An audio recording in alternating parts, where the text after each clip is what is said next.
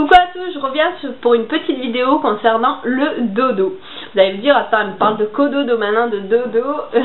Bon, ça n'a rien à voir. Que vous fassiez du cododo ou non, cette vidéo va vous être peut-être utile, ça dépend si vous en avez vraiment l'utilité ou pas. Moi, je vais vous donner quelques conseils en fait pour aider votre enfant à faire un bon dodo. Ça ne veut pas dire qu'il fera ses nuits, si vous respectez tout ce que je vous dis, mais ça l'aidera du moins à faire un bon dodo. Donc, moi ce que je vais vous dire, c'est, premièrement, premier conseil, ne pas faire confondre son enfant du jour et la nuit. Enfin, c'est pas très français ce que je dis, mais en gros, il faut pas qu'il confonde le jour et la nuit. Donc, quand il va faire ses siestes, moi ce que je vous conseille, c'est de garder les volets ouverts. Voilà. Alors vous allez me dire, ouais, attends, il va avoir la lumière dans la gueule, il va pas dormir. Non, vous laissez les volets ouverts. Et vous fermez les rideaux en fait, vous fermez les rideaux, il y aura un tout petit peu de luminosité qui va passer, mais pas grand chose, et il sera pratiquement dans le noir en fait encore, vu que les volets ça dépend lesquels vous avez, mais bon vous en avez des opaques, vous mettez ça, et comme ça il comprend que bah, c'est encore le jour, mais je dois dormir, donc c'est la sieste. Déjà il faut vraiment qu'ils comprennent ça en fait. Et bien le soir, là, vous fermez les volets, vous lui montrez que c'est la nuit et vous fermez les volets. Donc, vous faites ça, et votre enfant comprendra que c'est le jour et pas la nuit. Et vice versa. Deuxième conseil, instaurez votre propre rituel du coucher.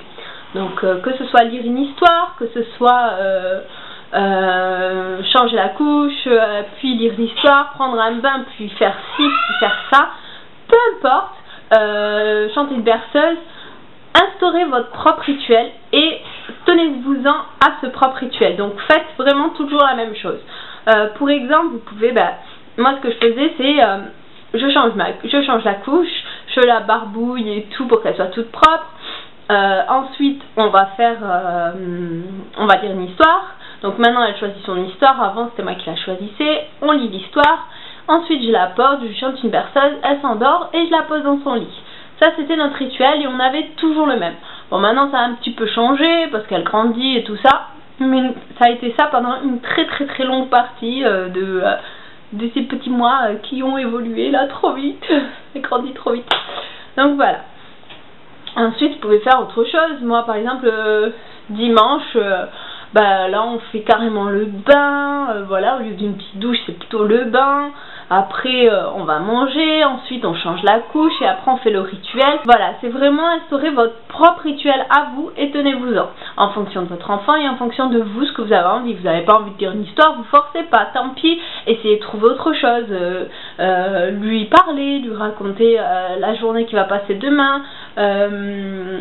Je sais pas moi, chanter une berceuse, prendre son doudou, faire des marionnettes, peu importe, quelque chose au calme, une activité calme. Donc c'est pour ça que je vous ai dit le livre, parce que moi je faisais ça, mais ça peut être totalement autre chose. Troisième chose, essayez en fait de, que ce soit cododo, pas cododo, dans sa chambre, dans votre propre chambre, dans son lit, dans votre propre lit, peu importe, mais moi je trouve que le concept de la veilleuse est vraiment pas mal. La veilleuse est vraiment pas mal.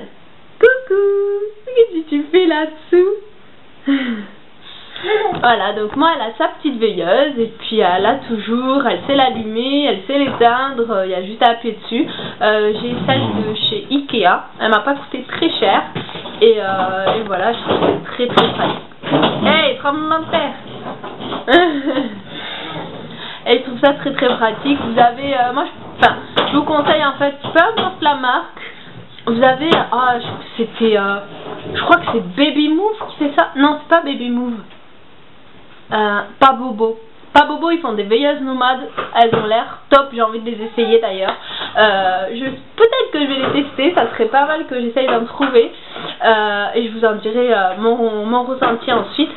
Mais pas Bobo, ils font des veilleuses nomades assez super parce que bébé il peut la prendre dans son lit et ça fait pas de chaleur, enfin c'est pas brûlant en fait, il ressent rien, enfin c'est vraiment super. Faudra que je les teste.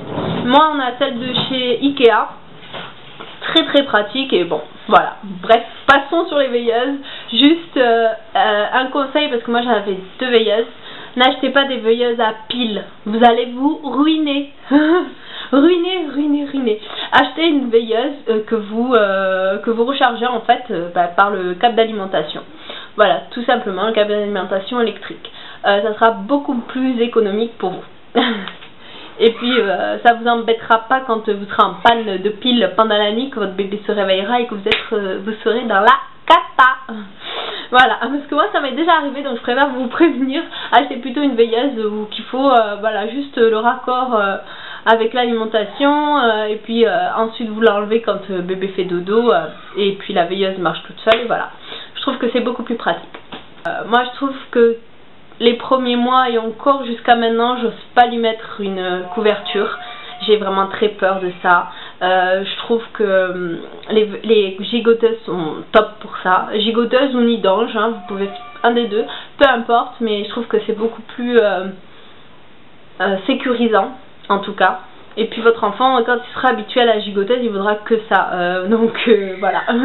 Moi je trouve que c'est beaucoup plus pratique, beaucoup plus sécurisant. Et puis moi je suis plus sereine quand je me mets ma puce dans une gigoteuse ou que lui mettre une couverture. J'ai très peur qu'elle s'étouffe, qu'elle le mette sur elle et tout ça.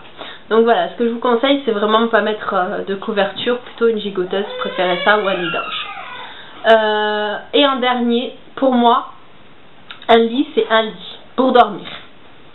Voilà, c'est le dodo, donc ne mettez pas 30 000 peluches, ça ne sert à rien. Mettez juste son doudou. Ensuite, mettez une sucette de rechange parce que vous allez voir que si votre bébé pleure la nuit, que vous voulez lui redonner juste la sucette et que vous la trouvez pas, ça va pas être évident. Donc moi, ce que je fais, c'est que pour dormir, elle a sa sucette dans la bouche.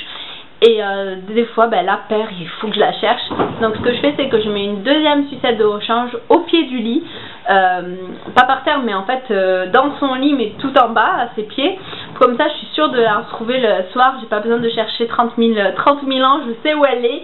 Je prends la sucette et hop, je lui remets. Et puis le lendemain matin, on cherchera l'autre. Hein, parce que des fois, elle a fait tomber par terre ou quoi. Et puis voilà, on peut pas la chercher 30 000 ans.